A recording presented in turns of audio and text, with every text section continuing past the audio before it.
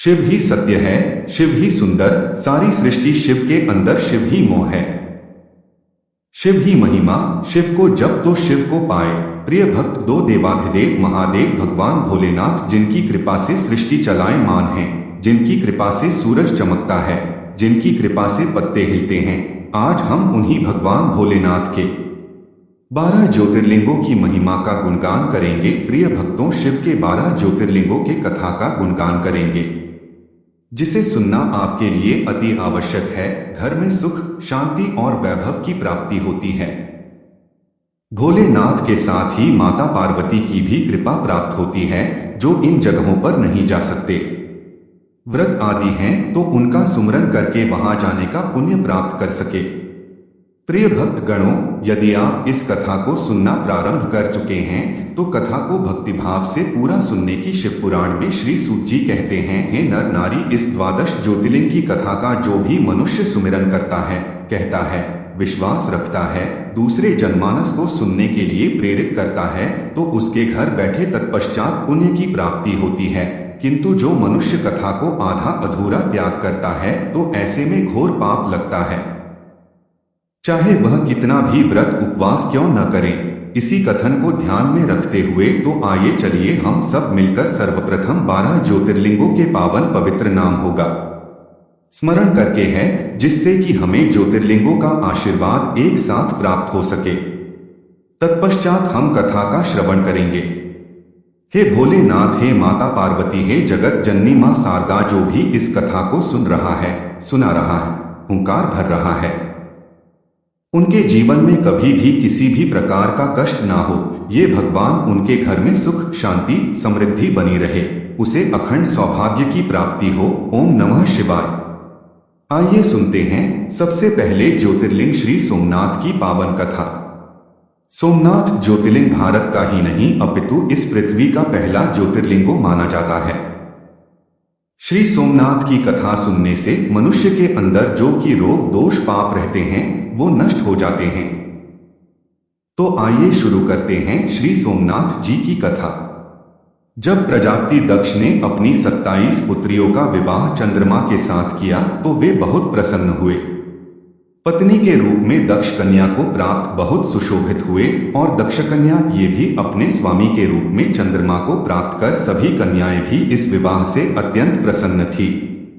चंद्रमा की उन पत्नियों में रोहिणी उन्हें सबसे ज्यादा प्रिय थीं, जिनको वे विशेष आदर तथा प्रेम करते थे। उनका इतना प्रेम अन्य पत्नियों से नहीं था। चंद्रमा की अपनी तरफ उदासीनता और अपेक्षा देखकर रोने की अलावा बाकी दक्ष पुत्रियां बहुत दुखी हुए। वे सभी अपने पिता दक्ष की शरण में गई और उनसे अपने कष्टों का वर्णन किया। अपने पुत्रों की व्यथा और चंद्रमा के दुर्व्यवहार को सुनकर दक्ष बड़े दुखी हुए। उन्होंने चंद्रमा से भेंट की और शांतिपूर्वक कहा, हे कलानिधि, तुमने निर्मल व पवित्र कुल में जन्म लिया है, फिर भी तुम अपनी पत्नियों के साथ भेदभावपूर्ण व्यवहार करते हो। तुम्हारे आश्रय में रहने वाले जितनी भी स्त्रियां हैं, उनके प्रति तुम्हारे मन में प्रेम कम और अधिक है। ऐसा सौतेला व्यवहार क्यों? कलानिधि, तुम किसी को अधिक प्रेम करते हो और किसी को कम प्रेम करते हो, ऐसा क्यों करते हो? आप तक जो व्यवहार किया है वह ठीक नहीं है। फिर अब आगे ऐसा व्यवहार तुम्हें नहीं करना चाहिए। जो व्यक्ति आत्मजनों के साथ विषमता पूर्वक व्यवहार करता है उसे नरक में जाना पड़ता है। इस प्रकार प्रजापति दक्ष अपने दामाद चंद्रमा को प्रेम पूर्वक समझाया और चंद्रमा सुधारा जाए, ऐसा सोचा प्रजापति दक्ष वापस लौट गए। इतना समझाने पर भी चंद्रमा ने अपने ससुर प्रजापति दक्ष की बात नहीं मानी। रोहिणी के प्रति अतिशय प्रेम आसक्ति के कारण उन्होंने अपने कर्तव्य की अवहेलना की तथा अपनी अन्य पत्नियों का कुछ भी ख्याल नहीं रखा और उन सभी से उदासीन रहे। दोबारा समाचार प्राप्त कर प्रजापति दक्ष बड़े दुखी हुए। आप दक्ष की पुत्री ने दोबारा से अपने पिता से शिकायत की।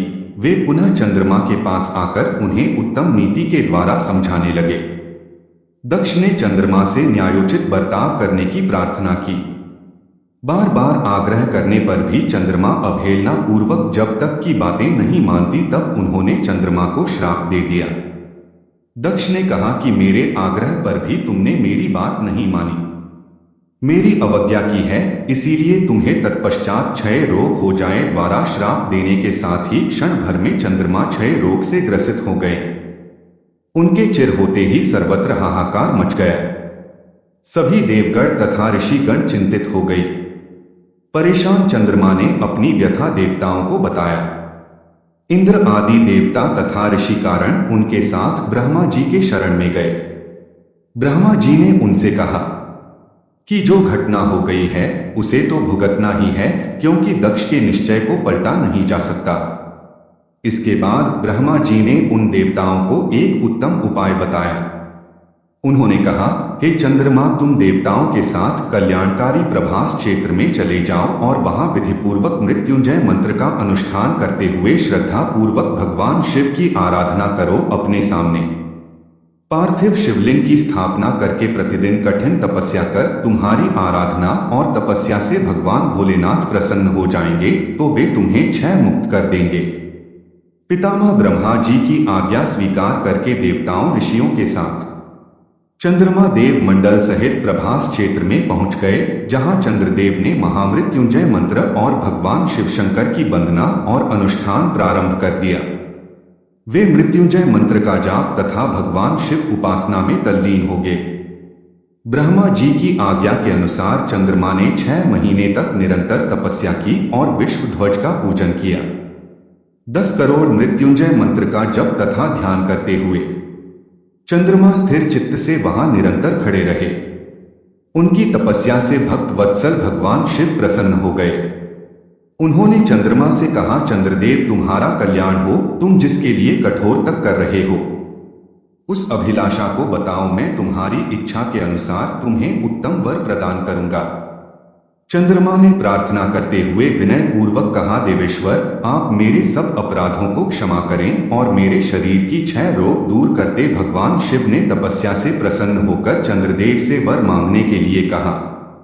इस पर चंद्रदेव ने वर मांगा, हे भगवान, आप मुझे इस श्राप से मुक्त करा दीजिए और मेरे सारे अपराध क्षमा कर दीजिए। परंतु इस रोग को पूरी तरह समाप्त करना भगवान शिव के लिए भी संभव नहीं था। आठ मध्य का मार्ग निकाला गया। चंद्रदेव, तुम्हारी कला प्रतिदिन एक पक्ष में छिन्न होती जाएगी और दूसरे पक्ष में प्रतिदिन वह निरंतर बढ़ती रहेंगी। इस प्रकार तुम स्वस्थ और लोक सम्मान के योग्य हो जाओगे। भगवान शिव का कृपा रूपी प्रसाद प्राप्त कर चंद्रदेव बहुत प्रसन्न हुए।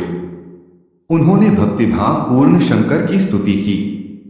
ऐसी स्थिति में निराकार शिव की उनकी दृढ़ भक्ति को देखकर साकार लिंग में प्रकट हुए और संसार के सोमनाथ ज्योतिर्लिंगों के नाम से प्रसिद्ध हुए।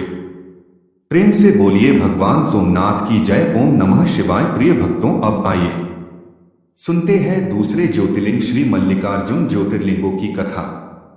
आदि न अंत अनंत शिव हैं, ऋषि वैरागी संत शिव है। शिव जी ने ब्रह्मांड रचाया, शिव ही जाने शिव की माया। ओम नमः शिवाय। प्रिय भक्त जनों, आंध्र प्रदेश के कृष्णा जिले में कृष्णा नदी के तट पर श्री शैलेश पर्वत पर श्री मल्लिकार्जुन विराजमान हैं। इससे दक्षिण का कैलाश कहते हैं। महाभारत, शिव पुराण तथा पद्म पुराण आदि ग्रंथों में उनकी महिमा और महत्ता का विस्तार से वर्णन किया गया है। पुराणों में इस ज्योतिर्लिंग की कथा इस प्रकार से वर्णित है। एक समय की बात है, भगवान शिव शंकर के दोनों पुत्र श्री गणेश और श्री कार्तिकेय स्वामी विवाह के लिए परस्पर लड़ने लगे। प्रत्येक का आग्रह कि पहले मेरा विवाह किया जाए। उन्हें लड़ते झगड़ते देखकर भगवान शंकर और मां भगवती ने कहा, तुम दोनों में से जो पहले पूरी पृथ्वी का चक्कर लगाकर यहाँ वापस लौट आएगा, उसी का विवाह पहले किया जाएगा। माता पिता की यह बात सुनकर कार्तिकेय स्वामी अपने वाहन मयूर पर विराजमान हो गए। तुरंत पृथ्वी परीक्षण के लिए दौड़ पड़े। लेकिन गणेश जी के लिए तो यह कार्य बड़ा ही कठिन था। एक तो उनकी काया स्थूल थी, दूसरे उनका वाहन भी मुसक जाने की चूहा। भला वे दौड़ में स्वामी कार्तिकेय की बराबरी किस प्रकार कर पाते हैं। लेकिन उनकी काया जितनी स्थूल थी, उसी के अनुपात में सूक्ष्म और तेज गति यानी कि बहुत तेज तर्रार थी। उन्होंने अविलंब पृथ्वी की परिक्रमा का एक सुगम उपाय खोज निकाला। उन्होंने बैठे माता पिता का पूजन करने के पश्चात उनकी साथ प्रतीक्षण करके उन्होंने पृथ्वी का कार्य पूरा कर लिया। माता पार्वती ने कहा, हे पुत्र, तुमने यह क्या किया? तब भगवान श्री गणेश ने कहा, हे माते, मेरे माता पिता मेरे लिए पूरा संसार है, इसीलिए मैंने पृथ्वी का चक्कर न लगाकर मैंने आपकी प्रतीक्षण की है। इसी प्रकार पृथ्वी का परिक्रमा करने का मेरा कार्य पूर्ण हो गया। अतः माता पार्वती और भोलेनाथ अपने इस बालक को इस कार्य से अति प्रसन्न हुई। उन्होंने भगवान श्री गणेश का विवाह रिद्धि और सिद्धि से करा दिया। पूरे पृथ्वी का चक्कर लगाकर स्वामी कार्तिकेय जब वापस लौटे तब तक गणेश जी का रिद्धि और सिद्धि नाम वाली 2 कन्याओं के साथ विवाह हो चुका था और उन्हें शुभ तथा लाभ नामक 2 पुत्र भी प्राप्त हो चुके थे। यह सब देखकर स्वामी कार्तिकेय अत्यंत रुष्ट होकर क्रोंच पर्वत पर चले गए। माता पार्वती वहां उन्हें मनाने पहुंची से शंकर भगवान भी वहां पहुंचे। और जब माता पार्वती और भगवान शंकर क्रोंच पर्वत पर पहुंचे तब तक कार्तिकेय भगवान का दूरकोश 12 कोस दूर चले गए थे, क्योंकि उन्हें पहले से ही पता चल गया था कि उनके माता पिता वहां आने वाले हैं। इस प्रकार माता पार्वती और भोले शंकर वहां पहुंचकर ज्योतिर्लिंग के रूप में प्रकट हुई और तब से मल्लिकार्जुन ज्योतिर्लिंगों के नाम से प्रख्यात में इनकी अर्चना सर्वप्रथम मल्लिका पुष्पों से की गई थी। उसी दिन से लेकर भगवान शिव का मल्लिका अर्जुन नामक एक लिंग तीनों लोकों में प्रसिद्ध हुआ। मल्लिका का अर्थ है पार्वती। अर्जुन शब्द से वाचक शब्द है, यानी कि भगवान शिव का अर्जुन भी कहा जाता है। कुल मिलाकर मल्लिकार्जुन उस लिंग का जो दर्शन करता है वह समस्त पापों से मुक्त हो जाता है और संपूर्ण सुखों को प्राप्त कर लेती है। प्रेम से बोलिए श्री मल्लिकार्जुन की जय। ओम नमः शिवाय। प्रिय भक्तों, अब आइए चलते हैं तीसरे ज्योतिर्लिंग की कथा की तरफ। तीसरे ज्योतिर्लिंग के रूप में है महाकालेश्वर। शिव का काज सदा सुखदायी, शिव के बिन है कौन सहाई। निस दिन कीजिए शिव की भक्ति, शिव देंगे हर भय से मुक्ति। उज्जैन नगरी में स्थित महाकाल ज्योतिर्लिंग शिवजी का तीसरा ज्योतिर्लिंग कहलाता है। यह एकमात्र ज्योतिर्लिंग है जो दक्षिण मुखी है। इस ज्योतिर्लिंग से संबंधित कथाएं जो इस प्रकार है। अवंती नगरी में एक वेद कर्मठ ब्राह्मण रहते थे। वे अपने घर में अग्नि की स्थापना करें प्रतिदिन अग्निहोत्री करते थे और वैदिक कर्मों के अनुष्ठान भी लगे रहते थे। भगवान शंकर के परम भक्त वो ब्राह्मण प्रतिदिन पार्थिव शिवलिंग का निर्माण कर शास्त्र विधि से उनकी पूजा करते थे। हमेशा उत्तम ज्ञान को प्राप्त करने में तत्पर उस ब्राह्मण का नाम देवप्रिय था। देवप्रिय स्वयं ही शिव जी के अनंत भक्त थे। उनके संस्कार के फलस्वरूप उनके शिव पूजा परायण ही 4 पुत्र हुए। वे तेजस्वी तथा माता पिता के सद्गुण के अनुरूप थे। उन 4 पुत्रों के नाम देवप्रिय, प्रियमेधा, संस्कृत, तुवृत थे। इन दिनों रत्नमाला पर्वत पर दूषण नाम वाले धर्म विरोधी एक असुर ने वेद, धर्म तथा धर्मात्माओं पर आक्रमण कर दिया। उस असुर को ब्रह्मा से अजयता का वर मिला था। सबको सताने के बाद अंत में उस असुर ने भारी सेना लेकर अवंती, वर्तमान में उज्जैन के उन पवित्र और कर्मनिष्ठ ब्राह्मणों पर भी चढ़ाई कर दी।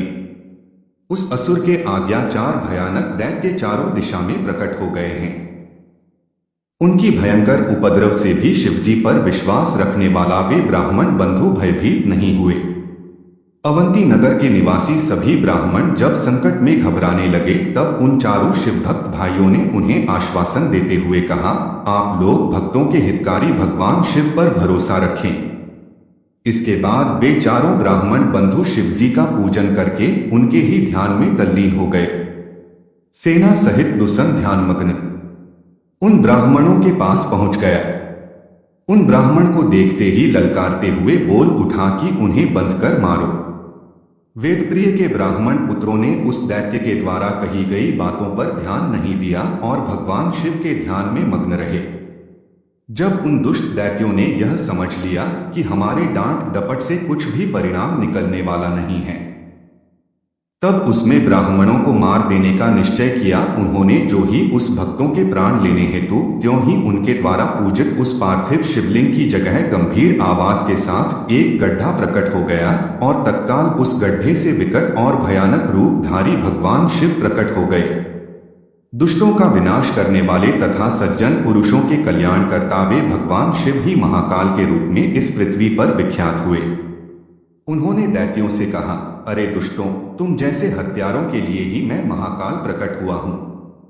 इस प्रकार धमकाते हुए महाकाल भगवान ने अपना हुंकार मात्र से उन दैत्यों को भस्म कर डाला। दूषण की सेना को भी उन्हें मार गिराया और कुछ स्वयं ही भाग खड़े हुए। इस प्रकार परमात्मा शिव ने दूषण नामक दैत्य का वध कर दिया। जिस प्रकार सूर्य के निकलते ही अंधकार चढ़ जाता है, उसी प्रकार भगवान आशुतोष शिव को देखते ही सभी दैत्य सैनिक पलायन कर गए। देवताओं ने प्रसन्नता पूर्वक अपनी डुंटियां बजाई और आकाश से पुष्पों की वर्षा की। उस शिवभक्त ब्राह्मणों पर अति प्रसन्न भगवान शिव ने उन्हें आश्वस्त करते हुए कहा कि मैं महाकाल तुम लोगों पर प्रसन्न हो, तुम लोग वर मांगो। महाकालेश्वर की वाणी सुनकर भक्ति भाव से पूर्ण उन ब्राह्मणों ने हाथ जोड़कर विनती पूर्वक कहा, हे भगवान, दुष्टों को दंड देने वाले महाकाल शंभु, आप हम सबको इस संसार सागर से मुक्त कर दे। हे भगवान शिव, आम जनता के कल्याण तथा उनकी रक्षा के लिए यही हमेशा के लिए विराजमान हो जाए। प्रभु, आप अपने दर्शनार्थी मनुष्यों का सदा उद्धार करते रहे। भगवान शंकर से उन ब्राह्मणों को सद्गति प्रदान की और अपने भक्तों की रक्षा के लिए उसी गड्ढे में स्थित हो गई। उस गड्ढे के चारों ओर लगभग किलोमीटर भूमि लिंग रूपी भगवान शिव की स्थली बन गई। ऐसे भगवान शिव इस पृथ्वी पर महाकाल के नाम से प्रसिद्ध हुए। तो प्रेम से बोलिए महाकालेश्वर की जय। जय हो महाकाल, जय जय जय महाकाल। ओम नमः शिवाय। प्रिय भक्त जनों, अब आगे सुनते हैं ओंकारेश्वर ज्योतिर्लिंगों की कथा को सुनने से मनुष्य की सभी पाप कर्म नष्ट हो जाते हैं। उसके घर में धन संपत्ति वैभव की प्राप्ति होती है।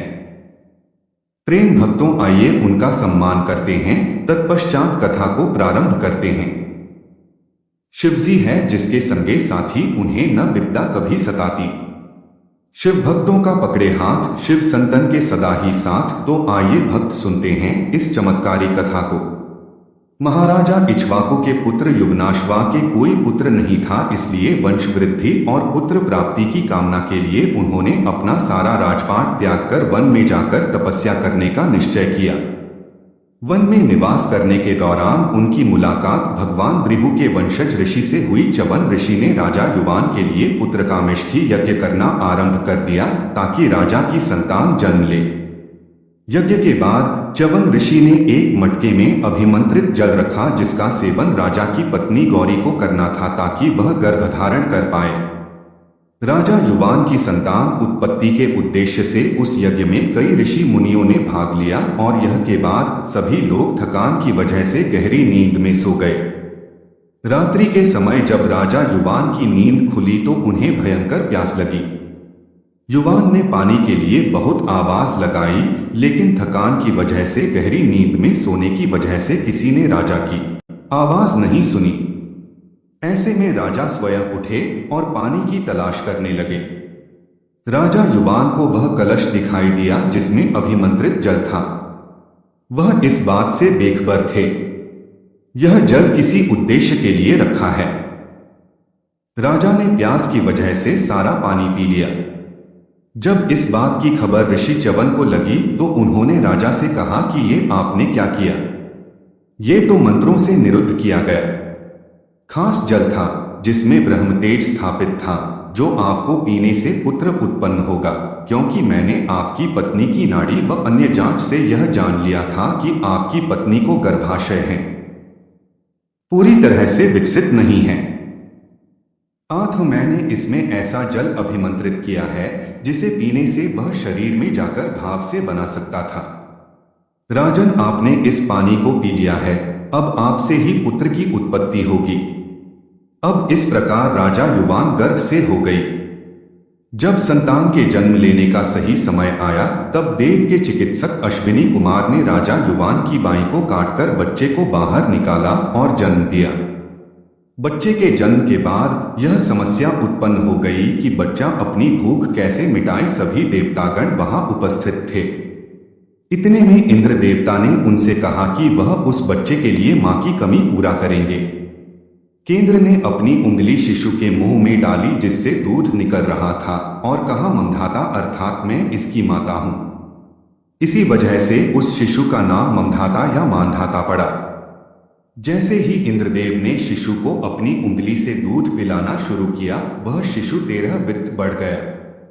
बालक ने चिंतन मात्र से धनु वैद्य सहित समस्त वेदों का ऐसे ही ज्ञान प्राप्त कर लिया था।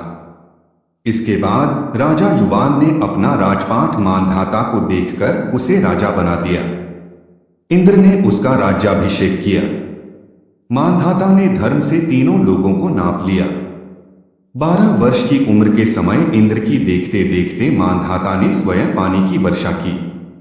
राजधानी उस समय अयोध्या थी। मानधाता भगवान शिव के बहुत बड़े भक्त थे। उन्होंने नर्मदा नदी के तट पर अखंडता के साथ एक पहाड़ी पर शिवलिंग की स्थापना करके तपस्या की और नदी का रुख इस तरह से घुमाया कि वह ओम आकार का बन गया, जो कि आज ओंकारेश्वर ज्योतिर्लिंगों के नाम से प्रसिद्ध है और वह स्थान मानधाता पहाड़ी के नाम से प्रसिद्ध हो गया। बाद में मानधाता अपनी राजधानी यहां ले गए। इस प्रकार से राजा मानधाता ने महादेव की पूजा अर्चना करके उन्हें प्रसन्न किया। भगवान शिव ने उन्हें दर्शन दिया तथा सदैव के लिए लिंग के रूप में ओंकारेश्वर के नाम से प्रसिद्ध हुए तथा सदा के लिए जन कल्याण के लिए ओंकार रूप ओंकारेश्वर शिवलिंग के रूप में प्रसिद्ध हुए। भक्तगणों, अब आइए चलते हैं अपने 5वें ज्योति श्री वैद्यनाथ ज्योतिर्लिंगों की कथा की तरह। श्री वैद्यनाथ जी की महिमा बड़ी ही अपरंपार है। इनकी कथा सुनने से व्यक्ति रोग मुक्त हो जाता है। उसे जीवन में किसी प्रकार का रोग इत्यादि छू भी नहीं पाता।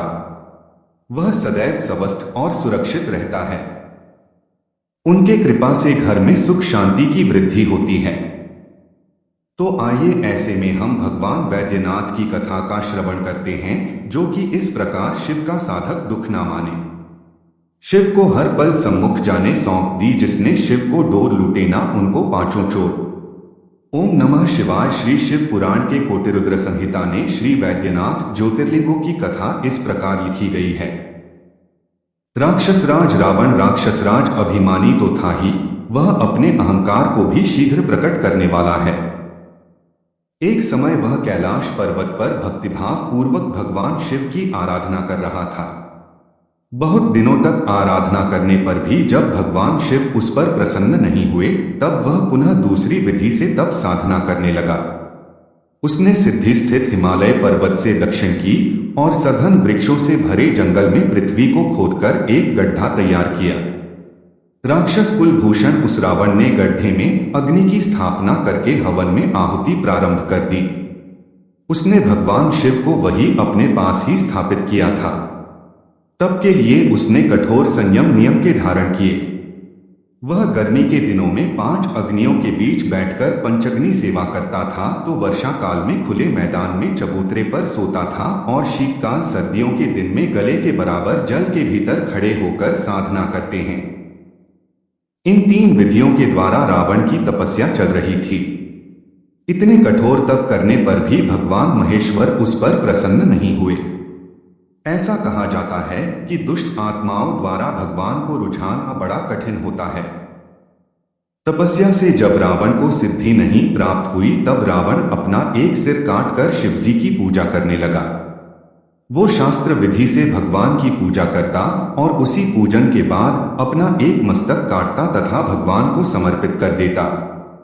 इस प्रकार क्रमश उसने अपना 9 मस्तक काट डाले। जब वह अपना अंतिम मस्तक 10वां मस्तक काटने वाला ही था, तो अचानक भगवान शिवशंकर वहां प्रकट हो गए।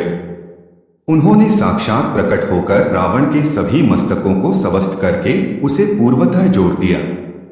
भगवान ने राक्षसराज रावण को उसकी इच्छा के अनुसार अनुपम बल और पराक्रम प्रदान किया। भगवान शिव का कृपा प्रसाद ग्रहण करने के बाद नतमस्तक होकर विनम्र भाव से उसने हाथ जोड़कर कहा, देवेश्वर, आप मुझ पर प्रसन्न हो गए हैं। मैं आपकी शरण में आया और आपको लंका ले जाना चाहता हूं। आप मेरा मनोरथ सिद्ध कीजिए। इस प्रकार के कथन को सुनकर भगवान शिव शंकर असमंजस की स्थिति में पड़ गए। उन्होंने उपस्थित धर्म संकट को टालने के लिए अन्य होकर कहा, राक्षस राज, तू उत्तम शिवलिंग को भक्तिपूर्वक अपनी राजधानी ले जा, किंतु यह ध्यान रखना, रास्ते में तुम इसे यदि पृथ्वी पर रख दोगे तो यह वहीं पर अचल हो जाएगा। अब तुम्हारी जैसी इच्छा हो वैसा करो। भगवान शिव द्वारा ऐसा कहने पर रावण ने कहा, बहुत सुंदर, अति सुंदर भगवान, अति सुंदर। ऐसे कहता हुआ रावण उस शिवलिंग को लेकर अपनी राजधानी लंका की ओर चल दिया। भगवान शंकर की माया शक्ति के प्रभाव से उसे रास्ते में जाते हुए लघुशंका की स्थिति प्रबल हुई। सामर्थ्यशाली रावण मूत्र के वेग को रोकने में असमर्थ रहा। ऐसा इसलिए था कि भगवान विष्णु की माया से मां सरस्वती, माता गंगा और मां यमुना रावण के मुख से होते हुए उसके पेट में चली गई थी और शिवलिंग को एक ग्वाला के हाथ में पकड़कर लघुशंका के लिए चला गया। तीनों नदियों के प्रवेश की वजह से उसकी लघुशंका समाप्त ही नहीं हो रही थी। एक मुहूर्त बीतने के बाद वह ग्वाला शिवलिंग के भार से पीड़ित हो उठा। उसने लिंग को पृथ्वी पर रख दिया। पृथ्वी पर रखते ही वह मणिमय शिवलिंग वहीं पृथ्वी पर स्थिर हो गया। जब शिवलिंग लोक कल्याण की भावना से वहां स्थिर हो गया, तब निराश होकर अपने कार्य से निवृत्त होकर जब रावण वहां पर पहुंचा, ये तो उसने देखा कि जमीन पर शिवलिंग पड़ा है। यह देखकर उसे अत्यंत क्रोध आया। उसने उस शिवलिंग को उठाना चाहा, लेकिन उसके हाथ से शिवलिंग उठाई ही नहीं पाया, जैसा कि भगवान शिव ने उससे कहा था। ऐसा करते करते वह शिवलिंग जमीन के अंदर धंसने लगा और मात्र इंच का ही रह गया। तब निराश होकर रावण अपनी राजधानी की ओर चल दिया। उसने राजधानी में पहुंचकर शिवलिंग की सारी घटना अपनी पत्नी मंदोदरी से बताया। देवपुरी के इंद्र आदि देवताओं और ऋषियों ने लिंग संबंधी समाचार को सुनकर आपस में विमर्श किया और वहां पहुंचे भगवान शिव से अटूट भक्ति होने के कारण उन लोगों ने अति प्रसन्नता के साथ सहस्त्र विधि से उस लिंग की पूजा की। सभी ने भगवान शंकर का प्रत्यक्ष दर्शन किया। इस प्रकार रावण की तपस्या के फलस्वरूप श्री वैद्यनाथ ज्योतिर्लिंगों का स्थापना हुआ, जिसे देवताओं ने स्वयं प्रतिष्ठित कर पूजन किया। जो मनुष्य श्रद्धा भक्ति पूर्वक भगवान श्री वैद्यनाथ का अभिषेक करता है, उसका शारीरिक और मानसिक रोग अति शीघ्र नष्ट हो जाता है। इसीलिए वैद्यनाथ धाम में रोगियों व स्नार्थियों की विशेष भीड़ लगती है। प्रिय भक्त, इस प्रकार वैद्यनाथ बाबा देवघर में स्थापित हो गए। प्रेम से बोलिए वैद्यनाथ भगवान की जय। प्रिय भक्त जनों, अब आइए सुनते हैं श्री भीमशंकर ज्योतिर्लिंगों की महिमा। भगवान भीमशंकर ज्योतिर्लिंग की स्तुति करने से हमें शत्रुओं से मुक्ति मिली है। भावना से वो को वश में करती प्रीत से प्रीत है। बढ़ती शिव कहते हैं, मन से जाको प्रेम करो अभिमान त्यागो। प्राचीन काल में भीम नामक एक महाप्रतापी राक्षस था। वह कामरूप प्रदेश में अपनी मां के साथ रहता था। वह महाबली राक्षस महाराज रावण के छोटे भाई कुंभकर्ण का पुत्र था, लेकिन उसने अपने पिता को कभी नहीं देखा था, क्योंकि उसके जन्म से पहले ही उसके पिता की मृत्यु हो गई थी। उसके होश संभालने से पूर्व ही भगवान राम के द्वारा कुंभकर्ण का वध कर दिया गया था। जब वह युवा अवस्था को प्राप्त हुआ, तब उसकी माता ने उसे सारी सच्चाई बताई। भगवान विष्णु के अवतार श्री रामचंद्र जी द्वारा अपने पिता के वध की बात सुनकर वह महाबली राक्षस अत्यंत अतिरिक्त और क्रोधित हो उठा। अब वह निरंतर भगवान श्री हरि के वध का उपाय सोचने लगा। उसने अपने अभीष्ट की प्राप्ति के लिए 1000 वर्ष तक कठिन तपस्या की। उसकी तपस्या से प्रसन्न होकर ब्रह्मा जी ने उसे लोक विजयी होने का वर दे दिया। अब तो वह राक्षस ब्रह्मा जी के उस वर के प्रभाव से सारे प्राणियों को पीड़ित करने लगा। उसने देवलोक पर आक्रमण करके इंद्रादि सारे देवताओं को वहां से निकाल दिया। पूरे देवलोक पर अब भीम का अधिकार हो गया। इसके बाद उसने भगवान श्री हरि को भी युद्ध में परास्त कर दिया। श्री हरि को पराजित करने के पश्चात उसने कामरूप के परम शिव भक्त राजा सुदक्षिण पर आक्रमण करके उन्हें मंत्रियों अनुचरों सहित बंदी बना लिया। इस प्रकार धीरे धीरे उसने सारे लोगों पर अपना अधिकार जमा लिया। उसके अत्याचार से वेदों शास्त्रों वह किसी को भी धार्मिक कृत्य नहीं करने देता था। इस प्रकार यज्ञ, दान, तप आदि सारे काम एकदम रुक गए। भीम के अत्याचार की भीषणता से घबराकर ऋषि मुनि और देवगण भगवान शिव की शरण में गए। उन्होंने अपना तथा अन्य सारे प्राणियों का दुख कहा। उनकी यह प्रार्थना सुनकर भगवान शिव ने कहा, उस अत्याचारी राक्षस का संहार करूंगा। उसने मेरे प्रिय भक्त कामरूप नरेश सुरक्षण को भी सेवकों सहित बंदी बना लिया है। वह अत्याचारी असुर अब और अधिक जीवित रहने का अधिकार ही नहीं रहा। भगवान शिव से यह आश्वासन पाकर ऋषि मुनि और देवतागण अपने अपने स्थान को वापस लौट गए। इधर राक्षस भीम के बंदी गृह में पड़े हुए राजा सुदक्षिण ने भगवान शिव का ध्यान दिया। वे अपने सामने पार्थिव शिवलिंग बनाकर अर्चना करते रहे। उन्हें ऐसा करता देख क्रोधामग्न होकर राक्षस भीम ने अपनी तलवार से उस पार्थिव शिवलिंग पर प्रहार किया, किंतु उस तलवार का स्पर्श उस लिंग से हो भी नहीं पाया कि उसके भीतर से साक्षात भगवान शिव जी प्रकट हो गया है। उन्होंने अपने हुंकार मात्र से राक्षस को वही जलाकर भस्म कर दिया। भगवान शिव की यह अद्भुत कृत्य देखकर सारे ऋषि मुनि और देवतागण वहां एक होकर उनकी स्तुति करने लगे। उन लोगों ने भगवान शिव से प्रार्थना की, महादेव आप लोग कल्याण के लिए सदा यहां निवास करें। यह क्षेत्र शास्त्रों में अपवित्र बताया गया है। आपके निवास से यह परम पवित्र पुण्य क्षेत्र बन जाएगा। भगवान शिव ने उनकी प्रार्थना स्वीकार कर ली। वह ज्योतिर्लिंग के रूप में सदा के लिए निवास करने लगे। उनका यह ज्योतिर्लिंग भीमेश्वर के नाम से विख्यात हुआ। प्रिय भक्त शिव पुराण में यह कथा पूरे विस्तार से दी गई है।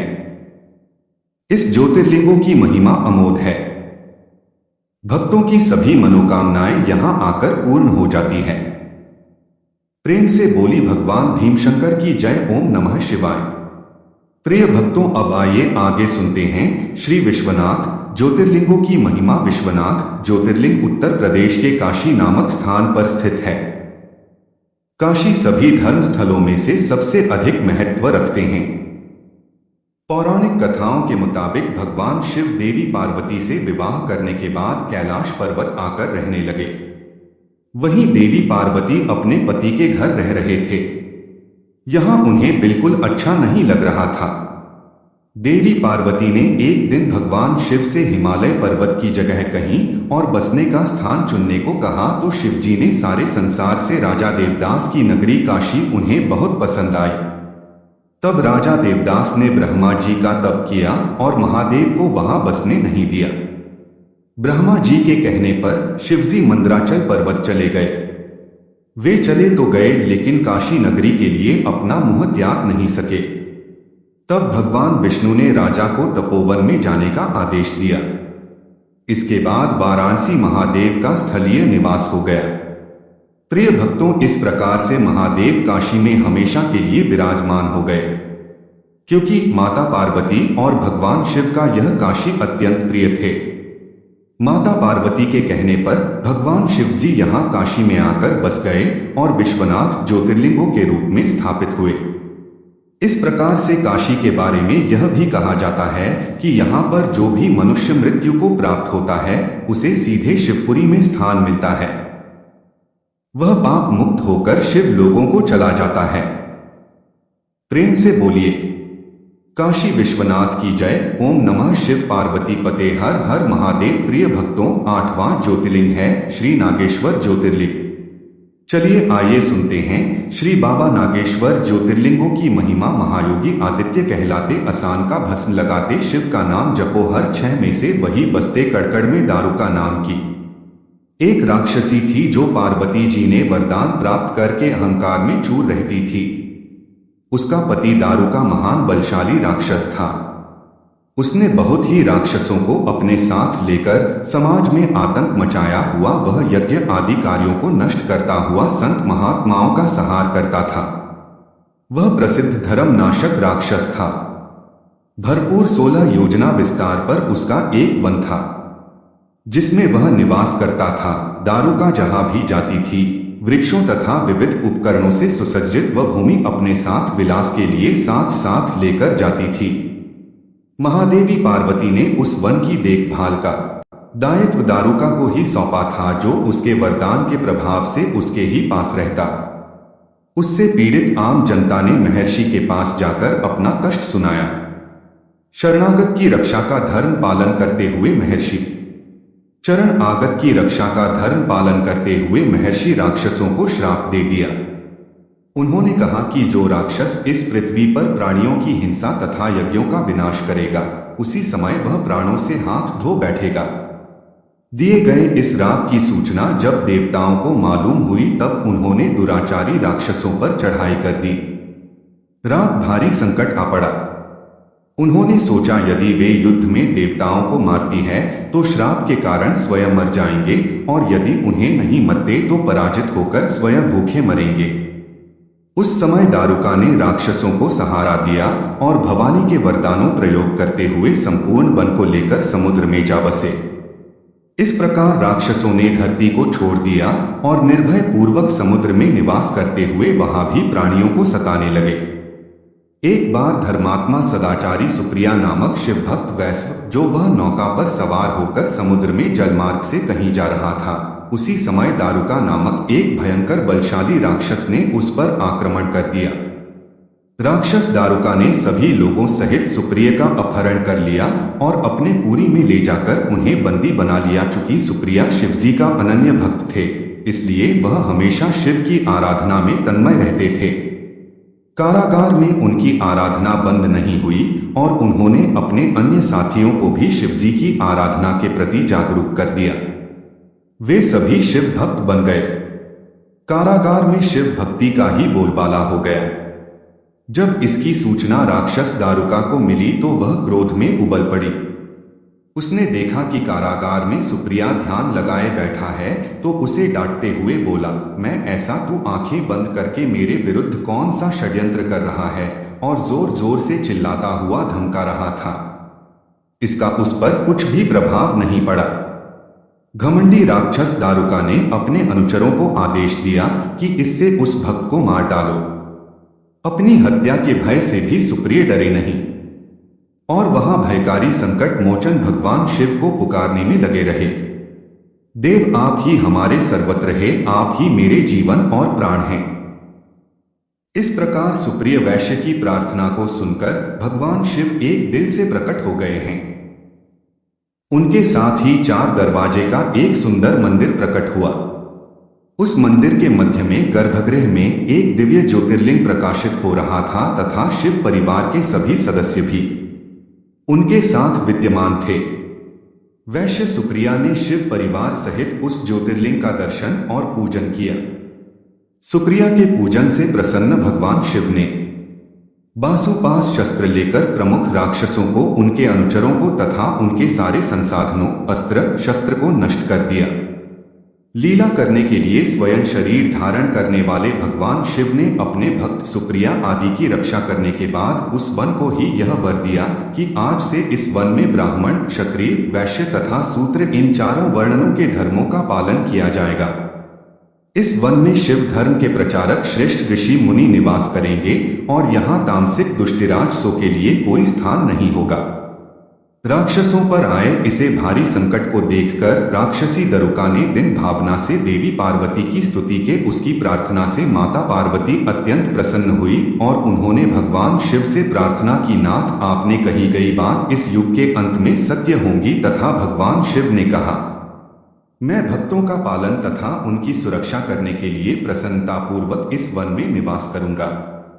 जो मनुष्य वर्णाश्रम धर्म का पालन करते हुए श्रद्धा भक्ति पूर्वक मेरा दर्शन करेंगे वह चक्रवर्ती राजा बनेगा। कलयुग के अंत में तथा सतयुग के प्रारंभ में महासेन का पुत्र वीरसेन राजाओं का राजा होगा। यह मेरा परम भक्त तथा बड़ा पराक्रमी होगा। जब वह इस वन में आकर मेरा दर्शन करेगा, उसके बाद वह चक्रवर्ती सम्राट हो जाएगा। तत्पश्चात बड़ी बड़ी लीलाएं करने वाले शिव दंपति ने आपस में हास्य मिल आपकी बातें की और वहीं पर स्थिर हो गए। इस प्रकार शिव भक्तों के प्रति ज्योतिर्लिंग स्वरूप भगवान शिव नागेश्वर कहलाए। पार्वती देवी भी नागेश्वरी के रूप में विख्यात हुए। इस प्रकार शिव ज्योतिर्लिंग के रूप में प्रकट हुई, जो तीनों लोगों की कामनाओं को पूर्ण करने वाले हैं। नागेश्वर ज्योतिर्लिंगों के दर्शन करने के बाद जो मनुष्य उनकी उत्पत्ति और महालय संबंधित कथा को सुनाते हैं, वह समस्त पापों से मुक्त हो जाता है तथा संपूर्ण भौतिक और आध्यात्मिक सुखों को प्राप्त करता है। प्रेम से बोलिए श्री नागेश्वर भगवान जय, माता पार्वती की जय। ओम नमः शिवाय।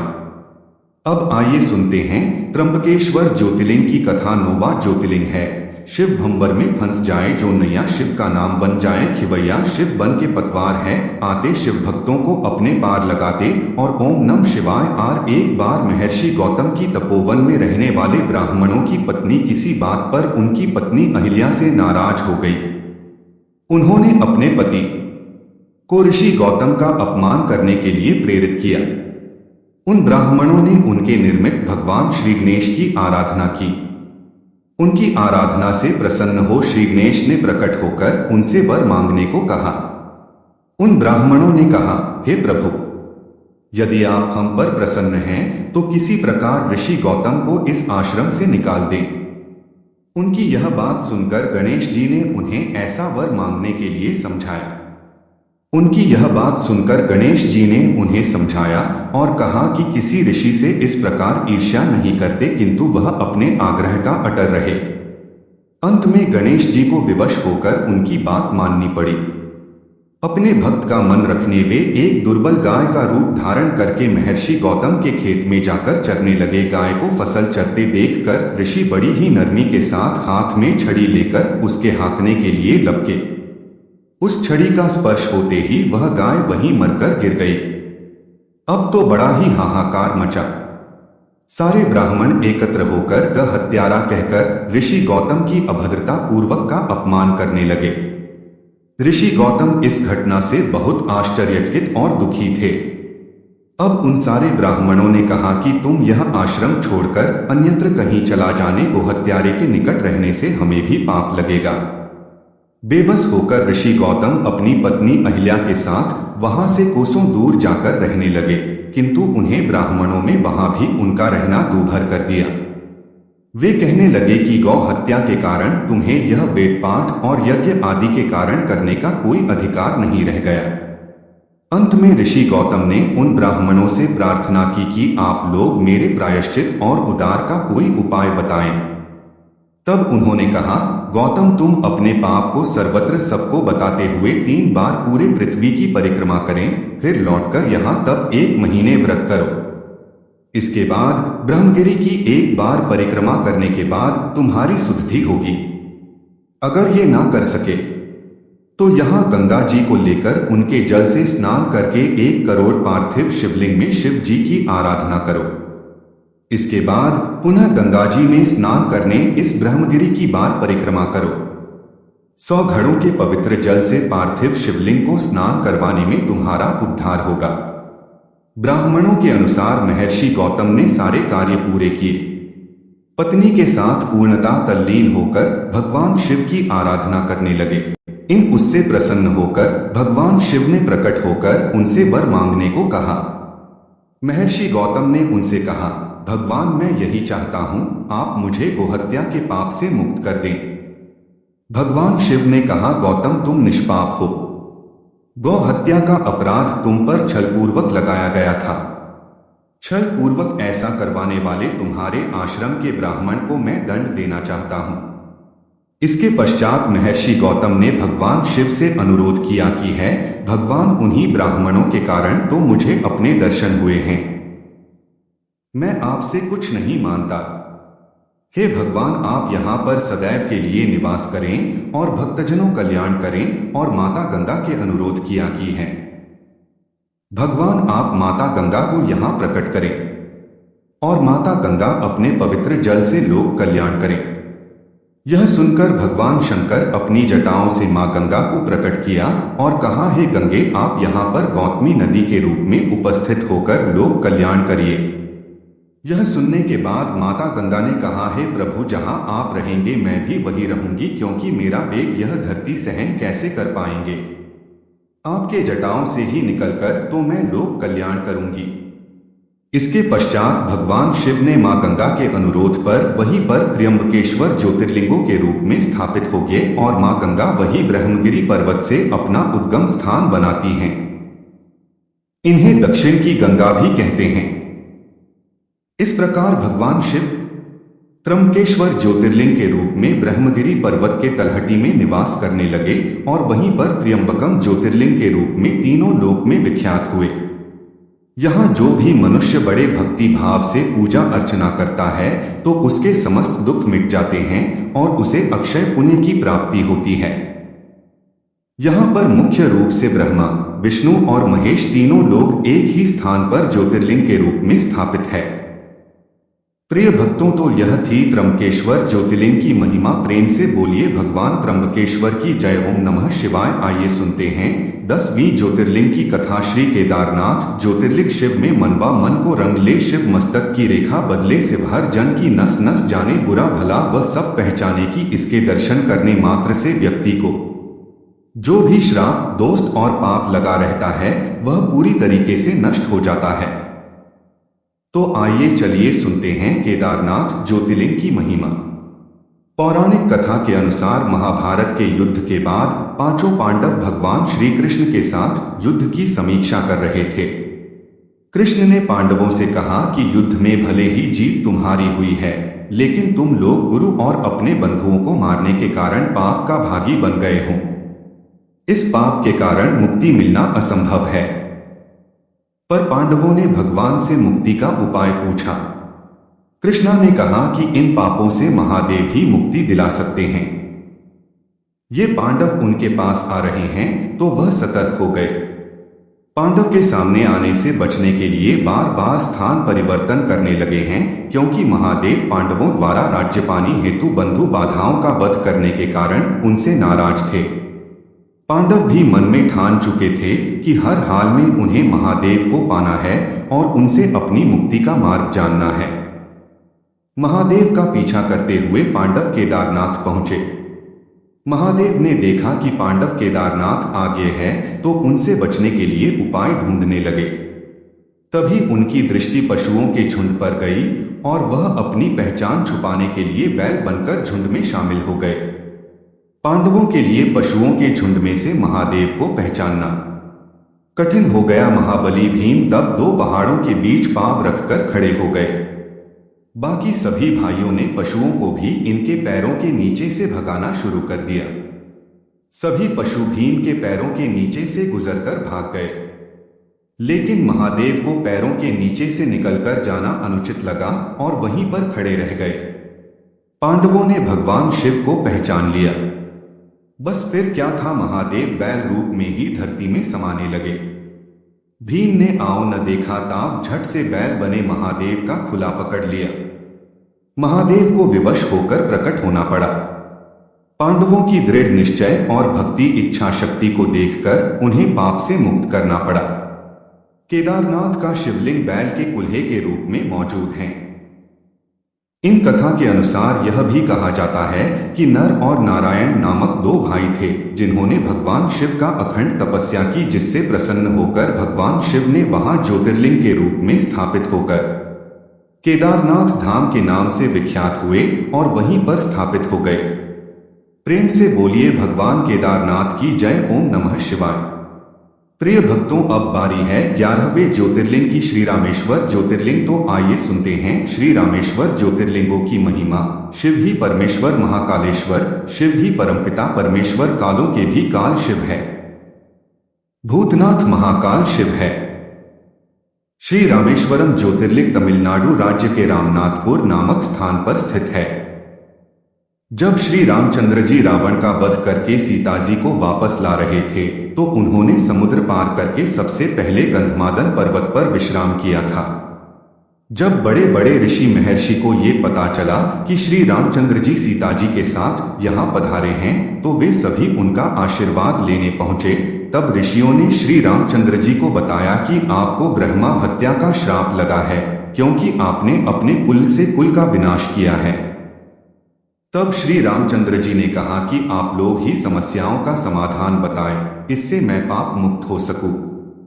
तब सब ऋषियों ने कहा कि हे प्रभु, आप यहाँ पर शिवलिंग का निर्माण कर लीजिए और पूजा अर्चना कीजिए, भगवान शिव को प्रसन्न कीजिए। इस प्रकार आप पाप मुक्त हो सकते हैं। ऋषियों की बात सुनकर श्री रामचंद्र जी ने हनुमान जी को आदेश दिया कि कैलाश पर्वत पर जाओ और एक लिंक लेकर आओ। आदेशानुसार हनुमान जी तुरंत कैलाश पर्वत पर पहुंचे, लेकिन उन्हें लिंक नहीं मिला। उन्होंने वही शिव भगवान की तपस्या करना शुरू कर दिया। इस तपस्या से शिवजी अत्यंत प्रसन्न हुए और प्रकट हो गए। इस प्रकार लिंक प्राप्त करके वे तुरंत मंद पर्वत पर पहुंच गए, लेकिन हनुमान जी को बहुत देर हो चुकी थी। वहां ऋषियों के द्वारा बनाए गए मुहूर्त के अनुसार शिवलिंग की स्थापना करना था। तब सबने निर्णय किया कि खुद से शिवलिंग का निर्माण करके स्थापना किया जाए। विधि विधान से पूजा किया जाए के उपरांत जब हनुमान जी आए और देखा कि स्थापना हो चुकी है, तो उन्हें बहुत दुख हुआ और वे श्री राम जी की चरणों में गिर गए। तब श्री रामचंद्र जी ने शिवलिंग स्थापना की बात बताई। मुहूर्त बीत ना जाए इसलिए लिंग स्थापना करवाना पड़ा, लेकिन हनुमान जी तब भी संतुष्ट नहीं हुए। तब श्री रामचंद्र जी ने कहा, इस स्थापित लिंग को उखाड़ देते हैं और तुम्हारे द्वारा लाए हुए लिंग की पुनः स्थापना करते हैं। तब हनुमान जी अत्यंत प्रसन्न हुए। जैसे ही लिंग को उखाड़ने लगे तो यह लिंग नहीं उखड़ा। वह कठोर हो चुका था, वह बज्र बन चुका था। उस लिंग को उखाड़ने के लिए हनुमान जी ने सब प्रयत्न कर लिए, किंतु वह टस से मस नहीं हुआ। अंत में हनुमान जी 3 किलोमीटर की दूरी पर जाकर गिर गए और बेहोश हो गए। इस प्रकार की भावना को देखकर भगवान शिवजी वहां प्रकट हो गए और उन्होंने श्री रामचंद्र जी को ब्रह्म हत्या के पाप से मुक्त किया और हनुमान जी को आशीर्वाद दिया और हनुमान जी द्वारा लाया गया शिवलिंग वहीं पर बगल में स्थापित किया गया। इस प्रकार भगवान श्री रामचंद्र जी के नाम से वास्तव लिंग का नाम रामेश्वर ज्योतिर्लिंग पड़ा। प्रेम से बोली श्री रामेश्वरम की जय। ओम नमः शिवाय। अब आइए सुनते हैं 12वीं ज्योतिर्लिंग घुश्मेश्वर ज्योतिर्लिंग की कथा। तन पवित्र सेवा की जाय धन पवित्र की जय। दान मन पवित्र शिव भजन से ही हुए विवाधिक कल्याण। इस ज्योतिर्लिंगों के विषय में पुराणों में यह कथा वर्णित थे। दक्षिण देश में देवगिरी पर्वत के निकट सुरवर्धा नामक एक अत्यंत तेजस्वी तपोनिष्ठ ब्राह्मण रहता था। उसकी पत्नी का नाम सुदेहा था। दोनों परस्पर बहुत प्रेम था। किसी प्रकार का कोई कष्ट नहीं था, लेकिन उन्हें कोई संतान नहीं थी। ज्योतिष गणना में पता चला कि सुदेहा के गर्भ से संतान उत्पत्ति हो ही नहीं सकती। सुदेहा संतान की बहुत ही इच्छुक थी। उसने सुरवर्धा से अपनी छोटी बहन से दूसरा विवाह करने का आग्रह किया। पहले तो सुरवर्धा को यह बात अच्छी नहीं लगी, लेकिन अंत में उन्हें पत्नी की जिद की आगे झुकना पड़ा। वे उनका आग्रह टाल नहीं पाए। वे अपनी पत्नी की छोटी बहन घुष्मा को ब्याह कर घर ले आए। घुष्मा अत्यंत विनीत और सदाचारिणी स्त्री थी। वह भगवान शिव की अन्नाने भक्त थी। प्रतिदिन पार्थिव शिवलिंग बनाकर हृदय से सच्ची निष्ठा के साथ उनका पूजन करते। भगवान शिव की कृपा से थोड़े ही दिन बाद उसके गर्भ से एक अत्यंत सुंदर और स्वस्थ बालक ने जन्म लिया। बच्चे के जन्म से सुदेहा और घुष्मा दोनों ही के दिन बड़े आराम से बीत रहे थे, लेकिन न जाने कैसे थोड़े ही दिनों बाद सुदेहा के मन में एक कुविचार जन्म लिया। वह सोचने लगे कि मेरा तो इस घर में कुछ भी नहीं है, ऐसा कुछ घुष्मा का है। अब तक सुदेहा के मन का कुविचार अंकुर रूपी एक विशाल वृक्ष का रूप ले चुका था। मेरे पति पर ही उसने अधिकार जमा लिया, संतान भी उन्हीं की है। यह कुविचार धीरे धीरे उसके मन में बढ़ने लगा। इधर घुष्मा का वह बालक भी बड़ा हो रहा था। धीरे धीरे वह जवान हो गया। उसका विवाह भी हो गया। अंततः एक दिन सुदेहा ने घुष्मा के युवा पुत्र को रात में सोते समय मार डाला। उसके शव को ले जाकर उसने उसी तालाब में फेंक दिया जिसमें घुष्मा प्रतिदिन पार्थिव शिवलिंग को विसर्जित करती थी। सुबह होते ही सबको इस बात का पता लग गया। पूरे घर में और आम मच गया। उधर घुष्मा और उसकी पुत्र वधू दोनों सिर पिटकर फूट फूट कर रोने लगे। लेकिन घुष्मा नित्य की भांति भगवान शिव की आराधना में तल्लीन रही, जैसे कुछ हुआ ही नहीं हो। पूजा समाप्त करने के बाद वह पार्थिव शिवलिंग को तालाब में छोड़ने के लिए चल पड़ी। जब वह तालाब से लौटने लगी तो उसी समय उसका प्यारा लाल के भीतर से निकलकर आता हुआ दिखाई पड़ा। वह सदा की भांति आकर घुष्मा के चरणों में गिर पड़ा, जैसे कहीं आसपास से ही घूमकर आ रहा हूं। इसी समय भगवान जी भी प्रकट होकर घुष्मा से वर मांगने को कहने लगे।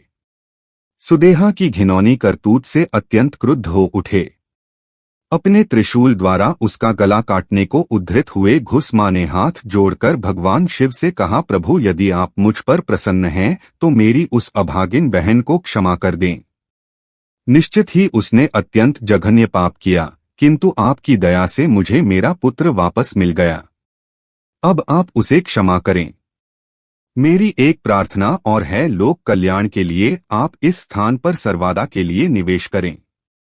भगवान शिव ने उनका ये बातें स्वीकार कर ली।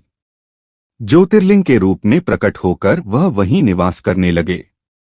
शिव भक्त घुष्मा के आराध्य होने के कारण वे घुष्मेश्वर महादेव के नाम से विख्यात हुए।